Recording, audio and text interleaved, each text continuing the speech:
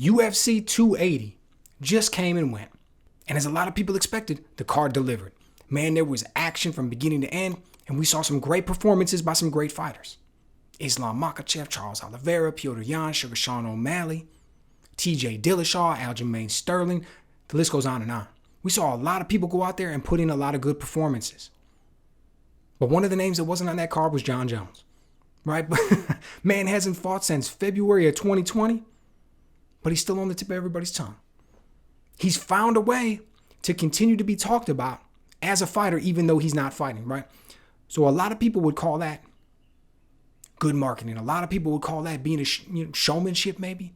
Figuring out a way to sell yourself, figuring out a way to stay relevant. One of the first people that I really observed do it at a very high level was Floyd Mayweather. Okay, and what he would do, or one of the things that he would do, is he would capitalize off of what everybody else was doing.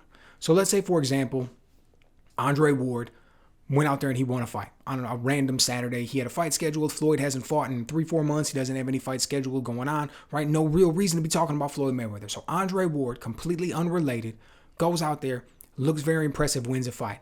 Floyd Mayweather figures out a way, manipulates a way to attach himself to the name of Andre Ward.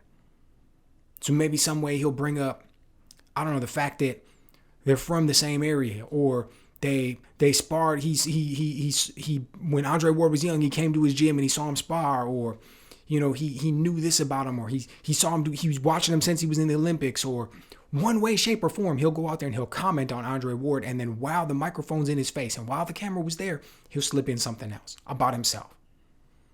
Sometimes he'll say disparaging things about fighters. Sometimes he'll say great things. He used to talk about Ronda Rousey. Just one way, shape, or form, Floyd always found a way to stay relevant. Always found a way to keep the camera in his face and keep people talking about him, even when he wasn't fighting, even when he didn't have a fight lined up, nothing. Personally, I think that's a little bit of what Jon Jones is doing as well. I don't think he does it quite as smoothly. I don't think he does it quite as good, but he does it. So we haven't seen Jon fight since February of 2020. But everybody's talking about him all the time. What we have seen is all of these Instagram posts, all of these things on Twitter. Dude's getting huge, bulking up, getting up to the heavyweight division. Vacated the belt at light heavyweight. And he's just been in the lab. They just had this dude locked away in the gym, doing nothing but training, eating, working with a lot of guys, getting pretty big. We've seen people who are much more knowledgeable than me talk about this. This is a man who's, 33 years old?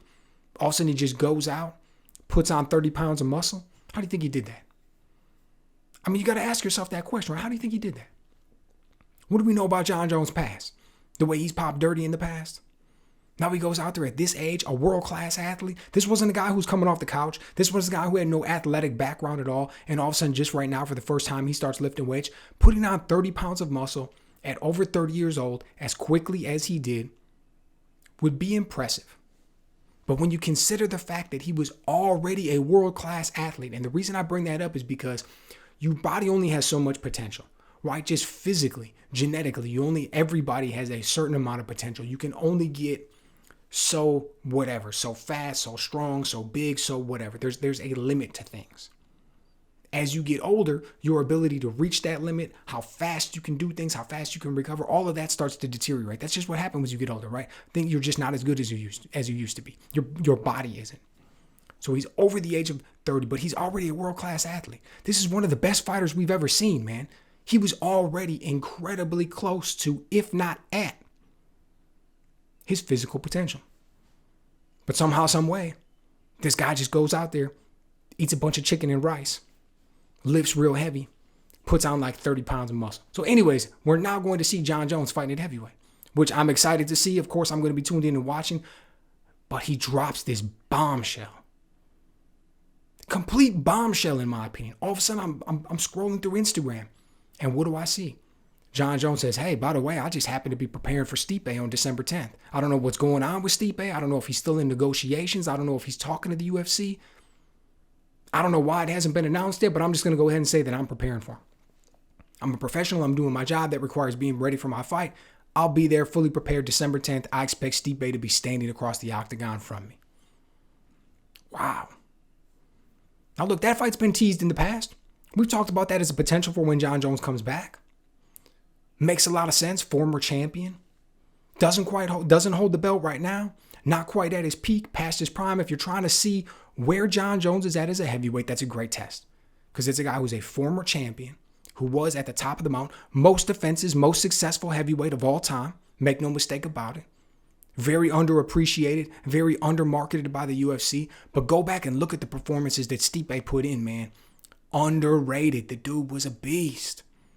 But he doesn't hold the belt now. He's getting a lot older, not fighting very frequently. So he's going to be a real good litmus test for where we're at with Jon Jones.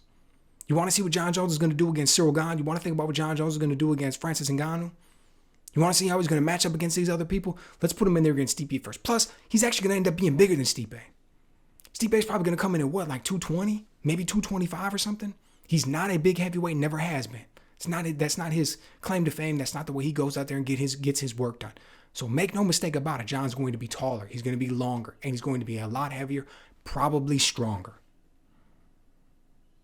Normally, when you see a guy move up in weight, that's not the advantages that he has. Normally, we say things like, he's faster. Maybe he's got better cardio. Maybe he's got more ring IQ. Maybe he's more skilled. Better puncher, better defense, better footwork, whatever the case may be. We'll use those types of things to describe the smaller guy moving up in weight and challenging the bigger fighter. And the bigger fighter typically has size, probably reach, certainly power, strength. That's typically the way we see this equation play out. That is going to be the case when Jon Jones steps in there against Stipe Miocic. So I'm really interested to see if this is actually the case. I don't know. I don't know how the UFC typically doesn't seem to take too kindly to people announcing fights before they're ready for a fight to be announced. So it'll be interesting to see, is this legit? Does this fight actually happen? Is this Jon selling wolf tickets? Is this fight really going to go down like he says? If it does, it's going to be interesting. It's going to be interesting, I'll tell you that. I think it will play out as a litmus test. It will be interesting to see where Jon's at. I expect him to be incredibly impressive. But he's going to have to go on a run, man. 35 years old. He totally bulked himself up, beefed himself up, made everything to go on this heavyweight run. All about legacy. All about what he's able to accomplish.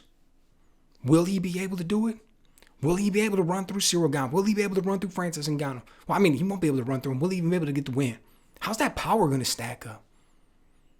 You know, he had some pop at 205. Is he going to have that pop at heavyweight? Is he going to be able to take guys down? Make no mistake about it. The last Jon Jones that we saw in the octagon was not the guy. He was not that kid, man, who went on that run, who was smoking Shogun Rua, Rampage Jackson. Remember what he did to Rashad Evans? The elbows. Dude, Vitor Belfort. Remember what he did to Lyoto Machida with the choke that he had him in against the cage? Like, dude, back in the day when he went on that run, man, he was something special. There's a reason that so many people refer to him as the GOAT. The man knows how to fight at a level that few people ever will. But the last Jon Jones that we saw in the octagon was the one that fought Thiago Santos and the one that fought Dominic Reyes. He didn't look like a world beater in those fights. He did not look like the killer that we're used to seeing. He did not look like the man who went out there and dominated the competition. He looked like an older champion who found a way to win because he's still incredibly impressive. But if you're using the recent past as a way to foreshadow for the future, and you're thinking that going into heavyweight, this is going to be the most challenging time of his career, if you're looking at guys like Cyril Gane and Francis Ngannou and you're thinking, those dudes are something else, then it's going to be a very interesting matchup for Jon Jones. Now, I get it. He's got to get past Stipe first. That by itself is going to be a huge fight, but I'm just talking about the heavyweight division as a whole. He's not coming up here to fight one fight, particularly if it's not for the belt. That means we're going to see more of him. I'm fascinated to see how he looks. So let me know what you guys think. Are you interested about this one? Do you think this fight's legit? And if it is, how do you think it's going to play out?